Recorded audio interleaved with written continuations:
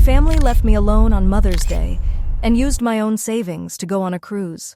When they came back, I'd already sold everything they owned. They had nowhere left to stay. I'm glad you're here. Follow my story until the end and tell me in the comments which city you're watching from, so I can see how far my story travels. That morning, I woke up with a sense of excitement I hadn't felt in years. At 65, I'd learned not to expect much from holidays, but this Sunday felt different. Maybe it was the warm sunlight streaming through the kitchen window, or maybe it was simply hope. I'd been planning this lunch for weeks. My daughter Sarah had promised, "We'll come at noon, Mom, just family time." I could still hear her voice, so full of warmth. The roast went into the oven right at 9. Soon the house filled with the smell of comfort and home. I made Sarah's favorite honey-glazed carrots, creamy mashed potatoes, and even Marcus's green bean casserole, though his mother's version always had a special touch I could never quite match. The dining table looked beautiful. My late mother's china, crystal glasses that caught the light like tiny rainbows, and napkins folded neatly, each holding a little surprise, a photo of one of my grandkids, smiling from their last visit. By 11:30, everything was perfect. I changed into the blue dress Sarah had complimented last Christmas and waited. Noon passed, then half past. Still no call. I dialed Sarah's number voicemail. "Hi, honey, just checking if you're on your way. The food's ready," I said, trying to sound cheerful. 1:00. Still nothing. I called Marcus. This time I heard faint background noise music, laughter, and a loudspeaker, then silence. I sat there staring at 6 empty chairs and a table full of food growing cold. The house felt heavier with every tick of the clock. By 2, I couldn't take it anymore. I opened Facebook, something I rarely did, but Sarah always said I should, and there it was. A photo of Sarah and Marcus smiling, sunlit faces against a deep blue ocean. The caption read, "Family Cruise, Day 3, the kids are loving it. Sometimes you just need to get away and make memories." More photos followed, Sarah laughing with a bright drink in her hand, Marcus by the pool with the kids, all of them posing in front of a cruise buffet. The timestamps told me everything. While I was waiting for them, they were already days into their vacation. My phone slipped from my hands. I looked at the untouched plates, the napkins still hiding those tiny photos, and the empty chairs that had once meant family. They hadn't forgotten. They'd planned it all along, and that realization hurt more than the loneliness itself. Sarah had looked me straight in the eye and promised she'd be here, even though she already knew she'd be hundreds of miles away, somewhere out on the ocean. I don't know how long I sat there staring into nothing, feeling something cold replace the warmth that used to live in my chest. That night, sleep never came. Every time I closed my eyes, I saw Sarah's smiling face on that ship, her arm around Marcus, both of them carefree and glowing, while I'd been setting a table for ghosts. By dawn, I was still sitting at my kitchen table, coffee long gone cold, my phone resting in front of me like a reminder I didn't want. I needed to understand. I needed to know how my own daughter could look me in the eye and lie so convincingly. With trembling fingers, I opened her page again. This time, I scrolled deeper past the new cruise photos, back a few weeks. And there it was. A post from 3 weeks earlier. "Can't wait for our family getaway. The kids deserve some fun after Marcus's tough few months at work. Sometimes you just have to focus on what really matters." What really matters. Apparently, that didn't include their 65-year-old mother spending Mother's Day alone. But it was the comments that truly cut deep. Her friend Jennifer had written, "You guys deserve this. After everything Marcus went through, you need a break." Sarah replied with a heart emoji. "Thanks, babe. We're so thankful we could make it work financially." That one word, financially, hit me like a wave. Because suddenly, painfully, I knew exactly how they'd made it work. 2 months earlier, Sarah had called me in tears. She said Marcus had been demoted at work, that they were struggling to pay their bills, that the kids were worried. She cried so hard I could barely understand her. "Mom, I hate to ask, but could you help us? Just until Marcus gets back on his feet. Please, we're desperate." The next morning, I transferred $15,000 my savings. Money I'd carefully protected since Richard's passing. Money meant for my quiet retirement, not for rescues like this. But when your family's in trouble, you don't hesitate. "It's just a loan, Mom," she'd said sweetly. "We'll pay you back soon." Now I opened my banking app with shaking hands. There it was. The transaction March 15th, $15,000. The same amount a family cruise would cost. My daughter had cried, lied, and planned a vacation that would leave me sitting alone on Mother's Day. I set the phone down gently, because if I didn't, I might throw it across the room. The kitchen suddenly felt smaller, the air heavier. I walked into the dining room. Everything was still there. The table set, my mother's china untouched, the food packed away, untouched reminders of yesterday's heartbreak. The grandfather clock struck 7. Monday morning. Sarah was probably sitting at a ship's buffet right now, sipping coffee, laughing with her family, while I stood in my bathrobe surrounded by silence. Then my phone buzzed. A text. "Mom, sorry about yesterday. Marcus got food poisoning and we had to rush him to urgent care. Rain check on lunch. Hope you weren't too disappointed. Love you." I read it once, twice, 3 times. Each time my hands shook harder. Food poisoning. That was her story. Not only had she taken my money and left me behind, now she was pretending it never happened, as if I hadn't seen the photos of her smiling with a drink in her hand on the ship's deck. I turned on my laptop, opened her page again, and started taking screenshots. Every photo, every comment, every timestamp, evidence of their little getaway. There they were boarding on Friday, smiling at the pool on Saturday, posing by the buffet on Sunday. Then I searched the cruise line's website. A quick call, pretending to be Sarah, asking to confirm a booking detail. And just like that, I had the truth. The trip had been booked 6 weeks earlier, paid in full. A month before her tearful phone call about hard times. I leaned back in my chair. This wasn't an impulsive mistake. It was planned, carefully, deliberately. Every word, every tear, every lie. She had played me like music, and I had followed every note. My phone rang again. Sarah's name on the screen, probably ready with another story to make it all sound innocent. I watched it ring until it went to voicemail. Then I listened to her message in silence. "Hi, Mom. It's me again." Her voice sounded calm, warm, even. "Marcus is feeling a little better today, but we're going to lay low for a few more days until he's completely recovered. I'll call you soon to reschedule, okay? Love you so much." The ease in her tone made my stomach twist. Every word perfectly rehearsed, carefully shaped to sound concerned. If I hadn't seen the cruise photos, I might have believed her. But I had seen them, and now there was no going back. As her voicemail ended, I just stood there in silence, phone still in my hand, feeling a kind of calm I didn't recognize. Not peace, not forgiveness, something colder clarity. I walked back to the dining room and began to clear the table, slowly and deliberately. Each plate I stacked, each glass I washed, it felt like reclaiming something that had quietly been taken from me. My home, my dignity, my sense of worth. As I folded my mother's old tablecloth, I made a decision. If Sarah wanted to play games with money, then fine. But she was about to learn that 2 could play that game, and I intended to win. The next morning, I turned my focus towards something I'd never really thought about before, my own financial ties to Sarah's life. It was astonishing how much you could uncover when you stopped being a trusting mother and started thinking like an investigator. The house came first. Sarah and Marcus's lovely 4-bedroom colonial in one of the best neighborhoods in town, the one they proudly showed off on social media, had a secret they'd never mentioned. I'd provided the down payment. $60,000. Money from Richard's and my retirement savings, freely given when Sarah was pregnant with her first child. "We just want a safe home for the baby, Mom, somewhere with good schools," she'd said, her hand resting gently on her growing belly. What grandmother could say no to that? I'd written the check without hesitation, thinking it was simply an act of love. But here's what I'd forgotten. The lawyer handling the purchase had insisted my name be added to the deed. At the time, I thought it was just paperwork, nothing more.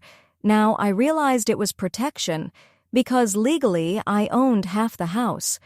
I pulled out the old folder of documents Richard had carefully organized before he passed, his handwriting still neat on the labels.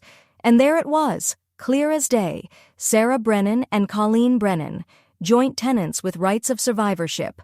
Next, I looked into the car Marcus drove, the BMW I'd bought him when he finished his MBA 3 years earlier. $28,000. Sarah had convinced me it would help him get ahead. "Image matters in his field, Mom," she'd said. "You have to look successful to be successful." The DMV records confirmed what I suspected. The car was still registered in my name. I'd bought it outright to spare them loan payments, and we'd simply never changed the title. Then came the furniture. When they moved into that house, they had nothing but mismatched pieces from their college days. I'd furnished nearly everything: living room, bedrooms, even the kids' rooms. Every receipt was still neatly filed away under a tab labeled "Gifts to Children" in Richard's handwriting. The pool table in their basement? Mine. The vintage china cabinet Sarah proudly displayed her dishes in? Mine. The elaborate swing set in the backyard? Also mine. I'd been generous, perhaps too generous, but generosity has limits, and mine had just been reached. By Wednesday morning, I was ready to act. I called my lawyer, James Morrison, the same man who'd handled Richard's estate, a kind soul in his 70s with grandchildren of his own. "Colleen," he said warmly when his secretary transferred the call. "How nice to hear from you. How are you doing?" "I'm doing all right, James," I replied, "but I need your advice about property rights." I explained everything calmly, carefully, without emotion. James listened patiently, occasionally murmuring in understanding. Finally, he said, "Legally speaking, you're in a very strong position. Joint tenancy means you have equal ownership of the house. If the car title is in your name, it's yours, regardless of who drives it.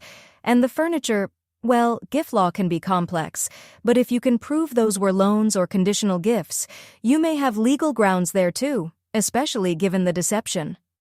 I took a deep breath. "What would you recommend?" He hesitated. "Colleen, before I answer, are you sure you want to go down this road? Family disputes can turn bitter very fast." And I thought of Sarah's smiling face on that cruise ship, the colorful drink in her hand, the laughter, the ease, while I sat home waiting for a call that would never come. "I'm sure, James," I said quietly. "All right then," he replied. "I'll prepare the paperwork, but Colleen, you should be ready for the fallout. This won't just affect Sarah, it could change how your grandchildren see you." That stopped me for a moment. The children, they were innocent in all of this, but innocence couldn't erase betrayal. They didn't know their parents were liars and thieves, but when the consequences came, they'd feel the impact all the same. "I understand," I said quietly. "Give me a few days to prepare everything." "Colleen," James replied, "think carefully about timing. The element of surprise will matter most if you want this to work." When the call ended, I sat in Richard's old office chair, surrounded by folders, documents, and the cold evidence of my family's betrayal. The logical part of me knew James was right. This would break whatever was left between Sarah and me, probably for good. I might never see my grandchildren again. But another part of me, the part that had been quietly growing stronger since that lonely Monday morning, whispered something different. What relationship? What did I really have with them except the role of family bank? When was the last time Sarah called just to talk? To ask how I was feeling? To share something other than a request for help or money? I couldn't remember. That afternoon, I did something I'd never done before. I drove past their house not to visit, just to look. It was beautiful. The lawn, perfectly trimmed, the flower beds bursting with spring color, every detail straight out of a home magazine, Sarah's picture-perfect life on full display. A life I had built for her. Their cars weren't in the driveway. They were still off somewhere, enjoying their ocean getaway, maybe even extending it on my dime.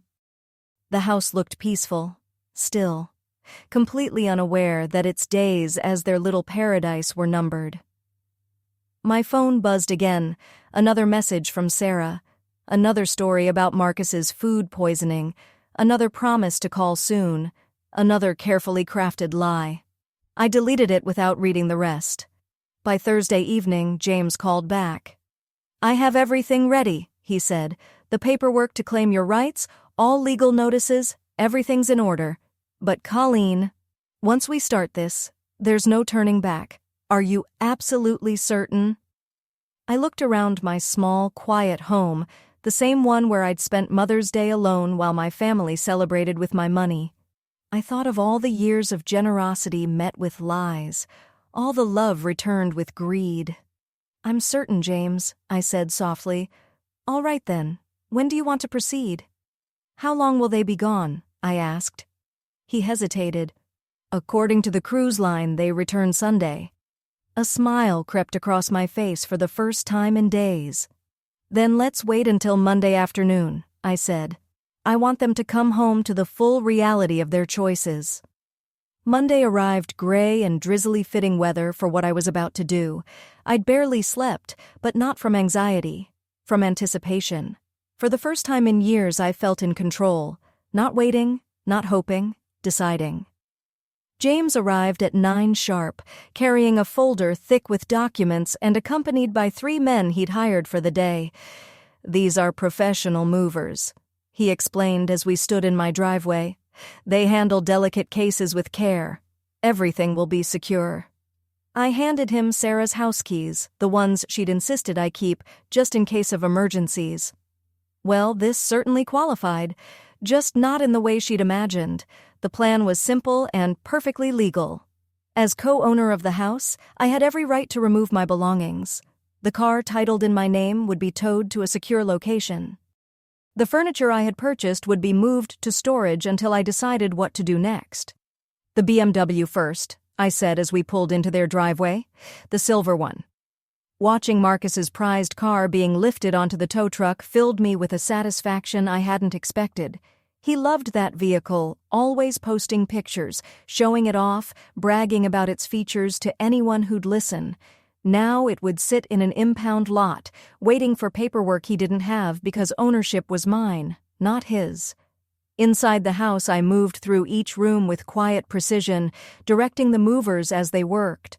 The living room went first, the leather sofa Sarah had spent weeks choosing, the matching chairs, the glossy coffee table she loved to boast about, then the dining room, the elegant set where they'd hosted parties, always complimented for their excellent taste.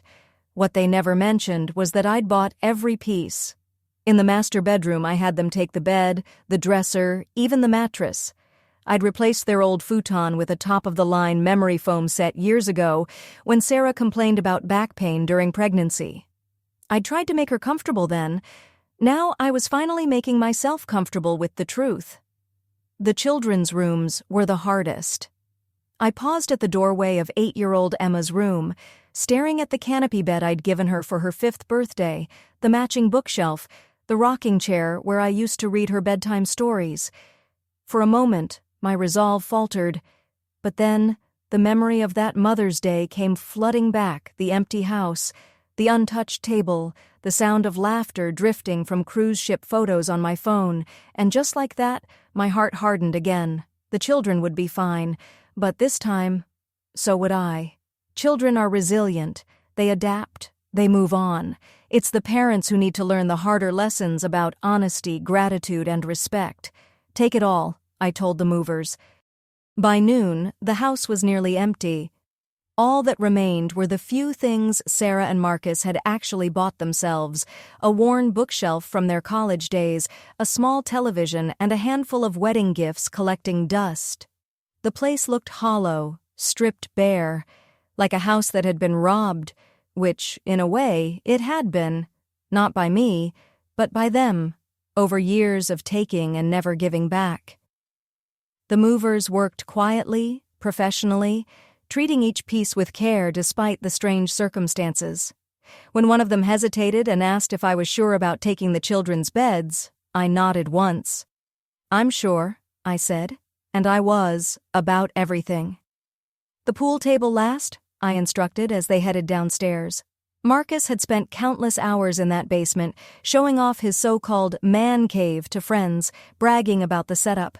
What he always failed to mention was that every single item down there had been bought by his wife's mother. When the men carried the heavy table up the stairs, I walked through the empty rooms one last time. The hardwood floors looked bare without the Persian rugs I'd chosen.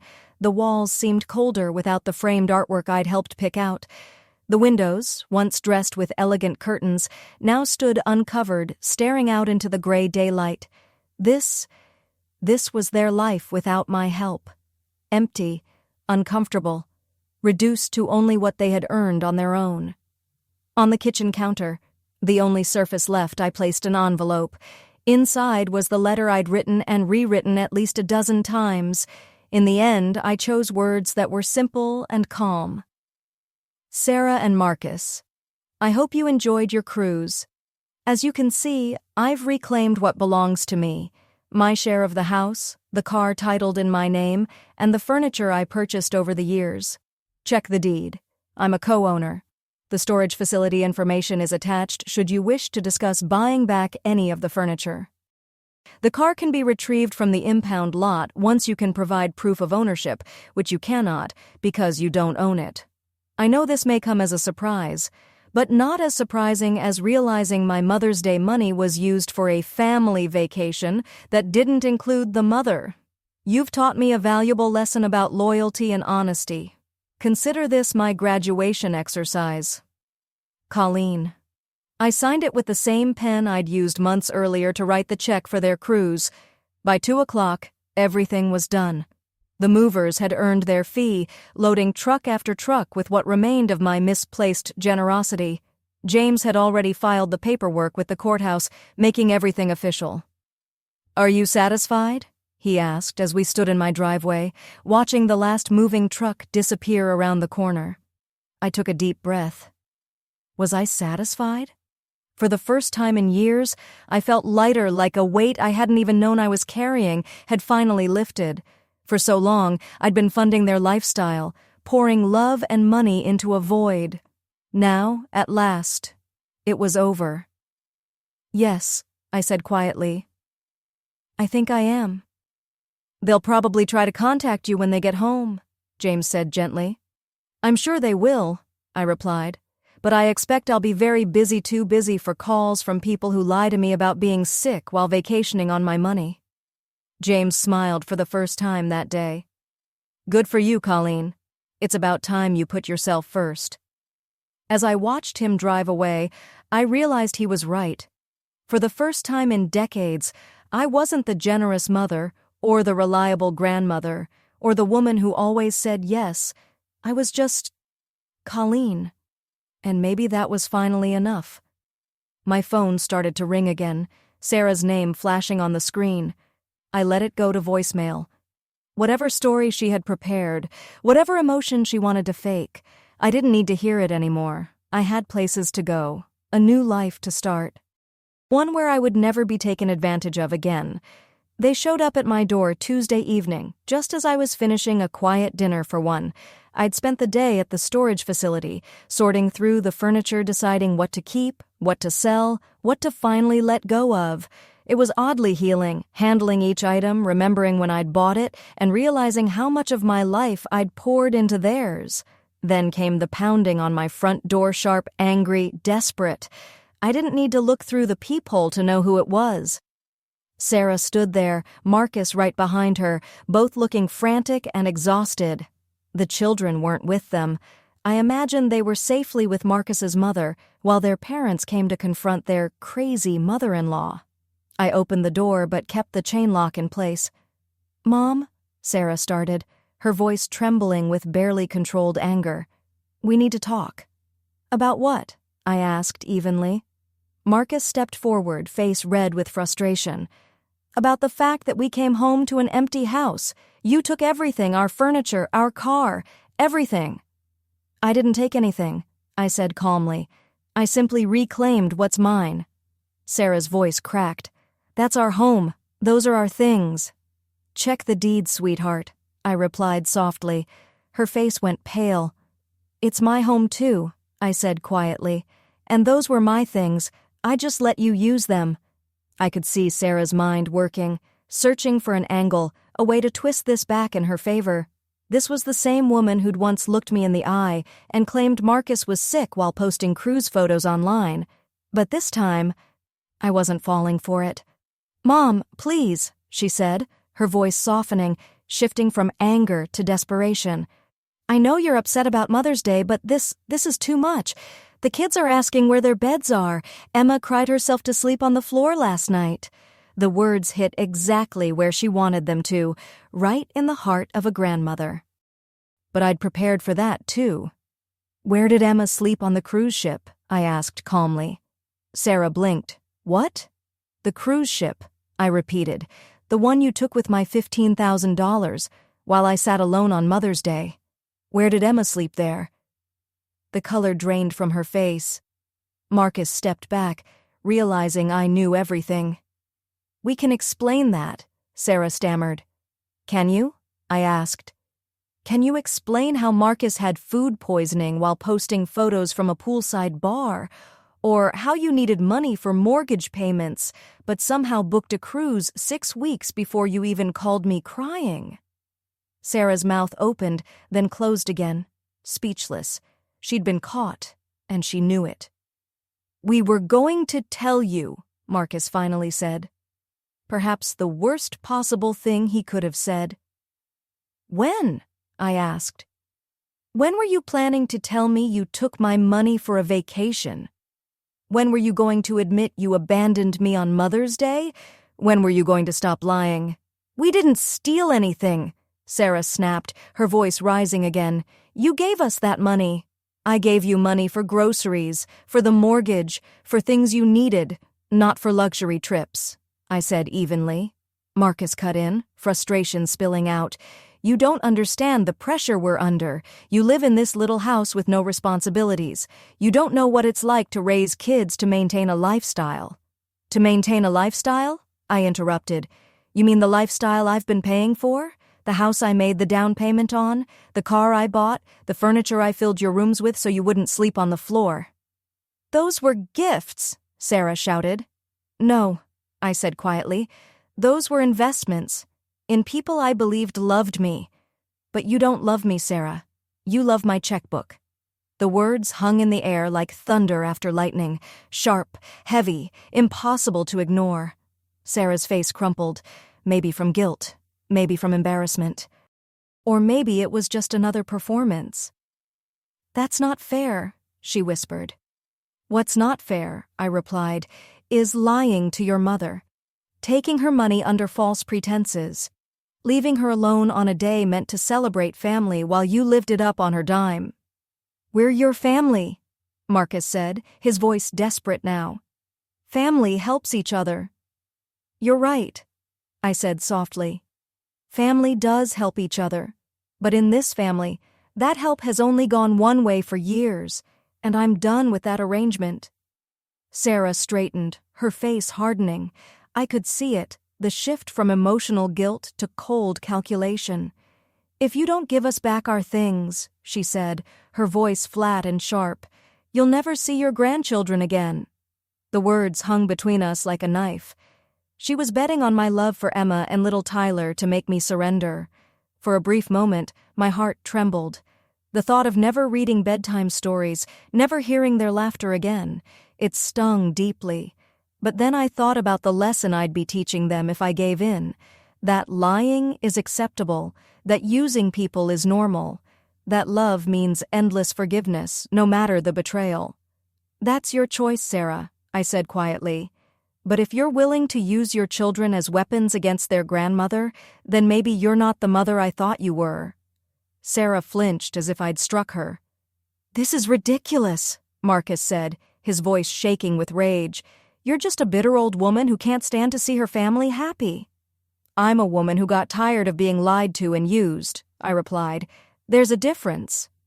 "We'll fight this," Sarah snapped.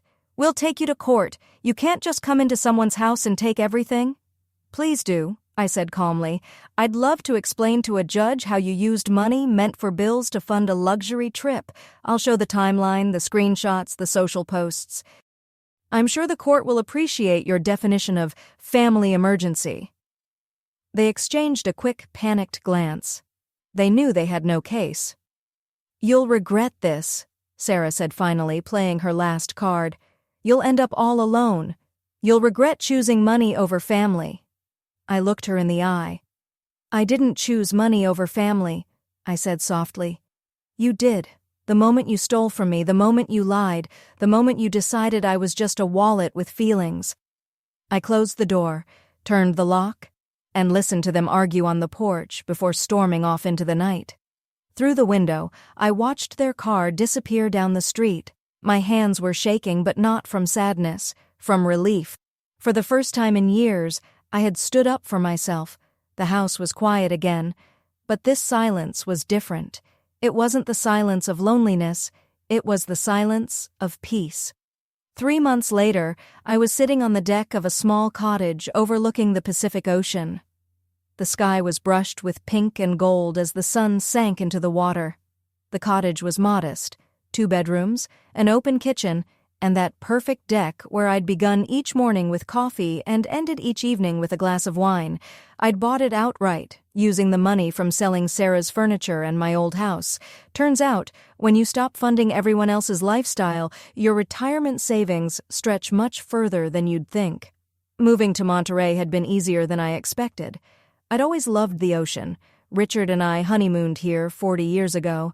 Now it felt like life had come full circle, back to the place where I'd last been truly happy, before the noise, before the obligations, before love became confused with obligation. The first month was the hardest, not from regret, but from adjustment. For the first time in decades, the only person I had to take care of was me. And as I watched the waves crash against the rocks below, I realized something simple, something I wished I'd understood years ago. Peace doesn't come from holding on. Sometimes, it comes from letting go. I never regretted what I'd done. What I did regret was the silence. No more phone calls asking for money. No dramatic emergencies that always seemed to require my immediate help. No constant, low hum of anxiety about what new crisis would arrive next from Sarah's family. It was like recovering from a chronic illness I hadn't realized was slowly killing me. Sarah tried calling a few times in those first weeks, but after the third voicemail that began with, "Mom, we need to talk," and ended with some version of, "You're being unreasonable," I blocked her number. I wasn't being unreasonable, I was being self-protective, and there's a difference. The real healing began with my morning walks on the beach. At first, it was just something to fill the quiet hours, but gradually I started to look forward to them. The rhythm of the waves, the cry of the gulls, the salt air filling my lungs. It was on one of those walks, about 6 weeks after I'd moved, that I met William. He was sitting on a weathered piece of driftwood, sketching the old lighthouse with a quiet focus. I'd seen him before, a tall, silver-haired man who always seemed alone, but never lonely. There was something peaceful about him, something grounded.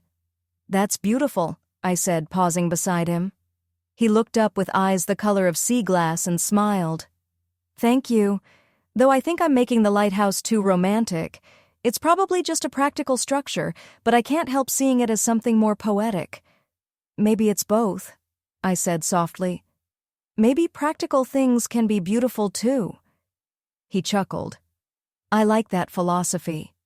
Then, with a kindness that felt as natural as the tide, he added, "I'm William. I've seen you walking here most mornings, Colleen. It's become something of a ritual, hasn't it? Would you join me? I've got an extra cup of coffee, and this driftwood is surprisingly comfortable for 2. A few months earlier, I might have hesitated, but something about William felt genuine, safe in a way I hadn't felt in years.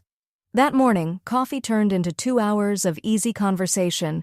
We talked about everything and nothing: his late wife, my recent move, his years as a marine biologist, my new love for coastal life. He didn't ask about my family, didn't pry, didn't try to fix me. When I mentioned I'd simplified my living situation, he only nodded and said, "Sometimes less really is more." It wasn't until our third meeting that I learned he was quite well off, though you'd never guess it. He drove a modest car, dressed simply, and carried himself with quiet confidence. He'd invested wisely, but more importantly, he'd learned what truly mattered. My daughter lived with me for 3 years after her divorce, he told me one morning as we walked along the shoreline. At first, I thought I was helping her, but eventually I realized I was stopping her from growing up. The day I asked her to move out was one of the hardest days of my life, but also one of the most necessary. How did she take it? I asked. He smiled faintly. Badly. She said I was selfish, that I cared more about my comfort than her needs, but sometimes being a good parent means saying no. Sometimes love needs boundaries. I stopped walking and looked at him. You understand. He nodded gently. I understand that people who love you shouldn't bankrupt you, emotionally or financially. 6 months later, we were married, right there on the beach with the lighthouse keeper and his wife as witnesses. No guests, no grand ceremony, just 2 people who'd learned what simplicity really meant. We'd both already lived through big weddings, complicated families, and years of trying to make everyone else happy. This time, it was just for us. A year later, I wake up each morning in our small seaside cottage. I make coffee for 2, and we sit on the deck together watching the ocean shift colors with the light. Sometimes William sketches, sometimes he reads, sometimes we just sit in silence, the comfortable kind. Do I still think about Sarah and the grandchildren? Of course, the ache is still there, but it's clean now, not the infected wound it once was. I made my choice, to protect my peace. She made hers, to value money over connection, and I no longer regret either one. Last week, William surprised me with a small sailboat. I thought you might like to learn, he said, eyes sparkling. I've been sailing these waters for 30 years. It's time I had a partner out there.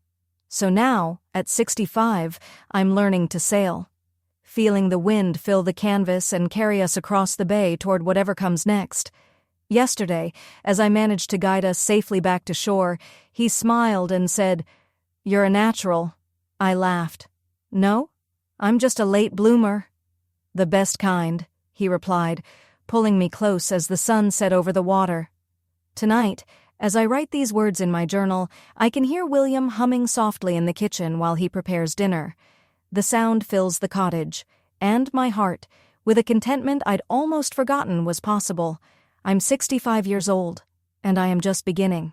Now, I'm curious about you. If you were in my place, what would you have done? Have you ever had to walk away from someone you love to protect your peace?